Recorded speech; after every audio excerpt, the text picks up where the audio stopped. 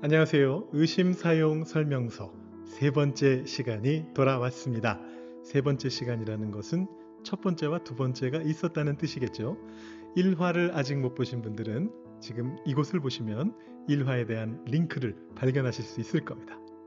그런데 혹시 1화는 보셨는데 2화를 보지 못하신 분들도 꽤 많으신 것 같아요.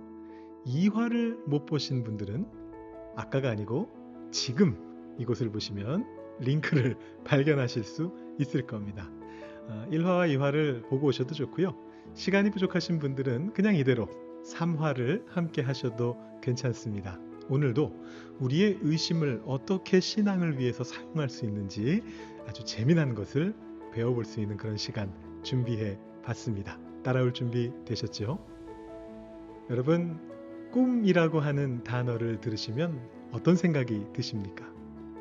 꿈? 꿈이라고 하는 건 혹시 오늘 밤, 어젯밤 내가 잠들었을 때 어떤 그런 꿈 얘기하는 건가? 이런 생각을 하시는 분들도 계실 수 있겠는데요. 물론 그것도 꿈이지만 제가 말씀드리고자 하는 꿈은 그것이 아니고 우리 어릴 때 가지고 있었던 꿈 말입니다. 나는 커서 뭐가 될 거야? 나는 어떤 일을 할 거야? 나는 어떤 것을 도우면서 살아갈 거야? 뭐 이런 식의 꿈, 사명에 대한 것을 말씀드리는 거죠. 여러분, 어린 시절에 꿈이 없는 사람은 없지 않습니까? 누구나 다 꿈이 있습니다. 아주 옛날에는 아이들 초등학생, 국민학생 아이들한테 꿈이 뭐냐 이렇게 물어보면 열의 아홉은 대통령이라고 대답했다 그래요. 그런데 이제 시대가 가면서 아이들의 꿈도 바뀌었습니다. 그래서 한 10여 년 전까지는 아이들한테 꿈이 뭐냐고 물어보면 대부분 저는 교사가 될 겁니다. 가늘고 길게 가는 게 공무원의 삶이 저의 꿈입니다. 뭐 이렇게 굉장히 현실적인 이야기들을 했다라는 얘기를 듣고요. 최근에는 아이들의 꿈이 아이돌 가수가 되거나 아니면 유튜버가 되는 게 꿈이다라는 그런 얘기들을 접하게 됩니다. 자, 이 꿈이라고 하는 단어는 가슴을 벅차게 하는 단어죠. 2002년도에 우리나라에서 월드컵이 있었을 때 우리 대한민국 국민이라면 누구나 기억하는 과거인데요. 그때 당시에 꿈은 이루어진다. 별은 이루어진다. 이렇게 카드 섹션을 하면서 승리를 기원했던 그 장면을 우리 국민들은 뭉클하게 기억하고 있을 겁니다. 그런데 문제는 나이가 들면 들수록 이 꿈이라고 하는 단어로부터 내가 점점 멀어지는 것처럼 느껴지게 될 때마다 이 꿈이라는 단어가 오히려 나에게 부담으로 다가오게 되는 경우가 많다라는 것이죠. 불편함으로 느껴집니다. 왜냐하면 내가 더 이상 그 꿈을 꾸고 있지 못하다라는 것을 나 스스로가 너무나 잘 알기 때문이죠. 나 부끄럽게 느껴지기도 합니다. 무슨 그런 꿈을 내가 꿨었을까? 내 인생 속에 꿈이라는 게 있을까? 나는 어떤 목표를 가지고 살아가는 걸까? 나의 사명에 대한 의심이 들게 될 때가 있습니다. 집값이 치솟고 있고 막 사람들과의 관계가 막 무너지고 있고 그 사이에서 살아가는 것 자체가 벅찬데 거기서 무슨 꿈을 꾸고 어떤 비전을 생각하고 내가 그걸로 회사를 선택하고 다 그 배부른 소리야, 이런 생각이 충분히 드실 수가 있습니다. 여러분, 그런 의심이 드실 때 어떻게 하면 좋겠습니까? 우리는 그 의심을 어떻게 사용할 수 있을까요? 오늘 이 시간에는 모세라고 하는 인물을 통해서 바로 이 의심을 어떻게 사용할 것인가를 생각해 보도록 하겠습니다. 여러분, 모세가 어떤 사람입니까? 여러분들이 너무나 잘 아시는 사람이 바로 모세죠. 모세는 이집트 왕자였습니다. 처음부터 왕자였던가요? 그건 아닙니다. 이집트에 끌려와 있던 히브리인들, 노예들로부터 태어나서 박해를 받으면서 아주 어린 갓난아기 때 광주리에 띄워져서 나일강을 흘러가는 신세가 됐습니다. 그런데 다행스럽게도 하나님의 역사하심으로 그 광주리가 바로 이집트 파라오의 딸에게 발견되게 되죠. 그래서 그 딸이 이 사람을, 모세를 건져내게 됩니다. 그리고 입양하게 되죠. 모세는 이집트의 왕자가 되었습니다. 자, 그런데 누이 미리암이 아주 기질을 발휘한 덕분에 이 모세는 자신의 정체성을 잃지 않을 수 있었습니다. 한편으로 이집트의 왕자로서 모든 것을 다 할 수 있는 사람으로, 권력을 가진 사람으로 컸지만 동시에 그는 자신이 히브리인이다라는 정체성을 가지고 컸습니다. 유모가 된 자신의 친어머니 요게벳을 통해서, 누나인 미리암을 통해서 배운 겁니다. 저기 너의 동포들이 저렇게 힘들게 살아가고 있다. 너 혼자 왕자의 권력을 누릴 생각하지 말아라. 이런 말을 들으면서 자라왔기 때문에 이 모세에게는, 젊은 모세에게는 꿈이 있었습니다. 어떤 꿈입니까? 이집트에서 박해받고 있는, 차별당하고 있는 저 히브리인 노예들, 나의 동포들을 내가 어떻게든 건져내리라. 나의 이 왕자로서의 권력을 사용하리라. 그런 꿈이 있었을 것입니다. 자, 모세가 그 꿈을 가지고 이 이집트 땅으로 나아갔는데요. 거기에서 동포가 박해받는 모습을 보게 되었습니다. 모세가 혈기왕성했던 시절이기 때문에 그대로 가서 그 감독자, 이집트인 감독자를 때렸는데 그만 그것 때문에 어딘가 잘못 맞아가지고 그 이집트인 감독자가 죽게 되는 일이 벌어집니다. 자, 여기까지는 그럴 수도 있다라는 생각이 들 것 같아요. 물론 사람을 때려 죽인 게 잘했다는 것은 아니죠. 그러나 고대 사회지 않습니까? 그 정도는 넘어갈 수 있을 만한 권력이 모세에게 있습니다. 모세는 왕자니까요. 그런데 거기에서 충격적인 일이 벌어집니다. 모세가 왕자로서도 여전히 자신의 정체성을 잃지 아니하고 자신의 동포를 위해서 그 일을 했는데 놀랍게도 동포가 그를 고발하는 말을 한 겁니다. 그 말을 들은 순간 모세는 완전히 무너져 내리게 되었습니다. 꿈이 완전히 사라지는 것을 느꼈습니다. 내가 이런 상황 속에서도 내 동포를 위해서 이렇게 열심히 하려고 애썼는데 동포가 나를 배반했다라는 그 생각이 드는 순간 이 모세의 인생이 무너져 내렸습니다. 그래서 결국 모세는 도망가게 되죠. 도망자 신세가 됩니다. 그때가 그의 나이 40세 때였습니다. 한창 혈기왕성하던 때, 무언가 계획을 세우고 추진력 있게 그것을 추진해 갈 수 있을 가장 힘이 넘치는 그 순간에 모세는 도망자가 되어버렸습니다. 그래서 미디안 광야까지 도망쳐서 그 당시 기준으로 생각한다면 이집트 땅의 제일 변방변둘입니다. 세상의 끝까지 도망친 겁니다. 거기까지 도망을 쳐서 그곳에서 그저 양떼를 지키는 목자로 미디안 제사장의 사위가 되어서 살아가게 되었습니다. 몇 년을 살았죠? 40년을 살았습니다. 자, 40년 뒤에 80세가 된 모세에게 하나님이 나타나셨습니다. 여러분 너무 잘 아시는 장면입니다. 떨기나무가 불타고 있었지 않습니까? 이 양들을 이끌고 모세가 목자로서 양들을 데리고 가다가 떨기나무가 불타는 걸 보고 깜짝 놀라서 이게 무슨 일인가 하고 다가가 보니까 거기에 하나님이 나타나 있으셨던 거예요. 그리고 하나님이 말씀하십니다. 너에게 사명을 주노라. 내 백성 이스라엘을 이집트로부터 구원해 내거라. 와, 여러분 모세가 너무너무 즐거웠을까요? 이야, 내가 잃어버리고 있었던 꿈을 드디어 찾았어. 나에겐 역시 꿈이 있었어. 하나님은 나를 그냥 왕자 만드신 게 아니야. 하나님은 그냥 나를 히브리 사람 생각하게 하신 게 아니야. 역시 하나님은 나를 생각하고 계셨어 라고 생각했을까요? 모세가요? 과연 그랬을까요?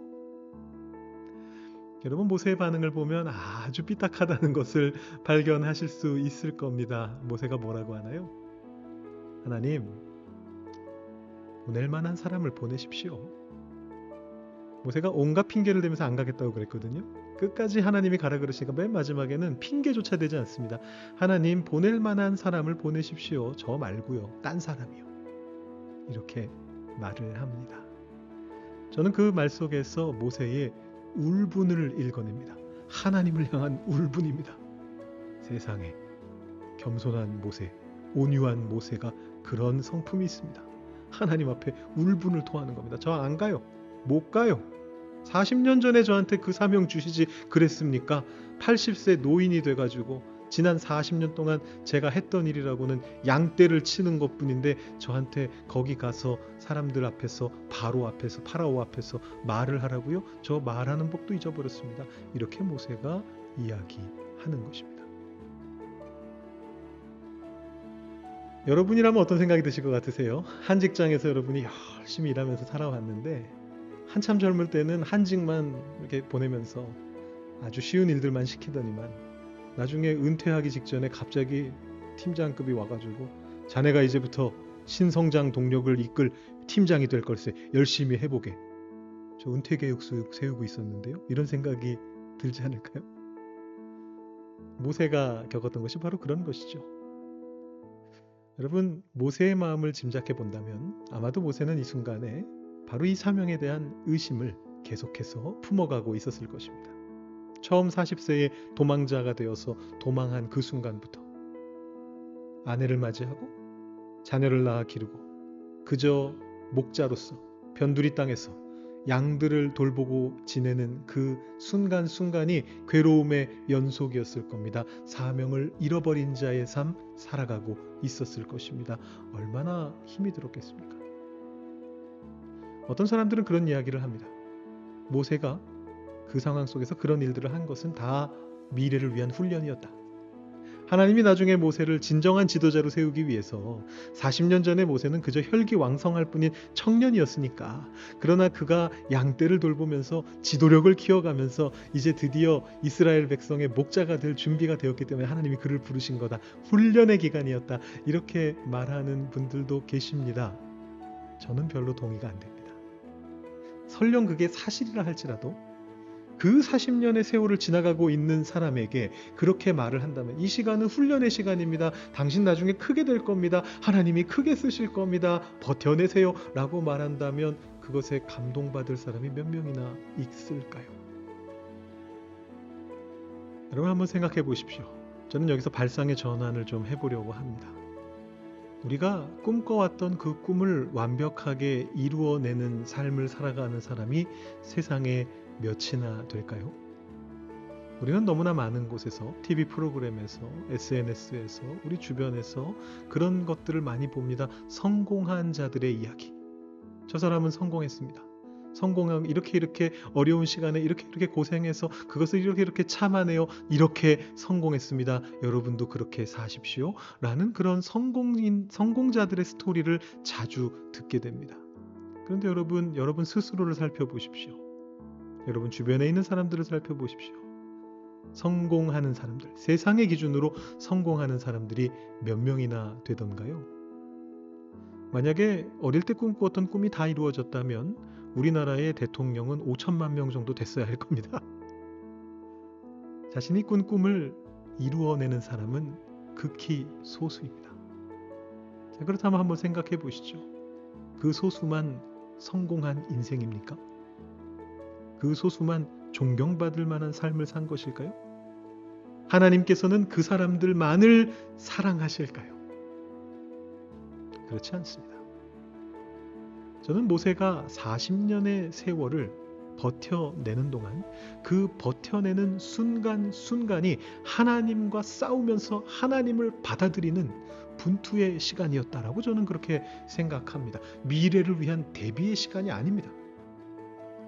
힘겹게 내 삶 하나하나를 버텨나가고 견뎌나가고 그 순간 속에서 내가 여전히 사랑하는 사람을 위해서, 내가 여전히 나 자신의 인생을 위해서, 내가 여전히 내가 믿고 존중하는 하나님을 위해서 나는 오늘 하루의 삶을 이렇게 살아갑니다 라고 말하고 있는 그 순간이 하나님이 그 사람을 만나주시는 시간입니다.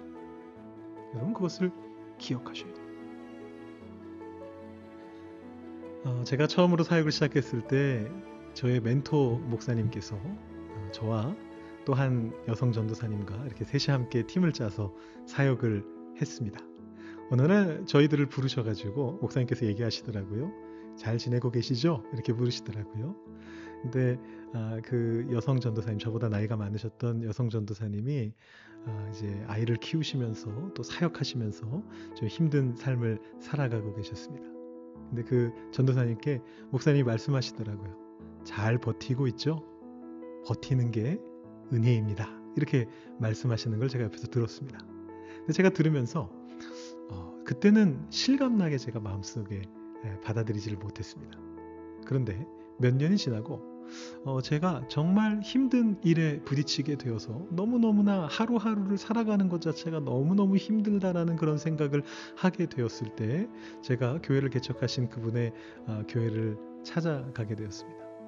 목사님 딱 만났는데 목사님께서 저한테 처음 하신 말씀이 뭐냐면 잘 버티고 있지? 버티는 게 은혜야.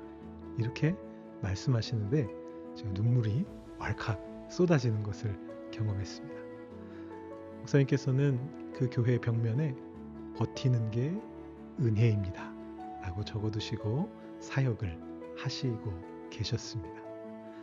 여러분, 여러분의 꿈이 없어지고 여러분의 삶이 그저 버티는 것처럼 보인다 할지라도 절망하지 마십시오. 의심하지 마십시오.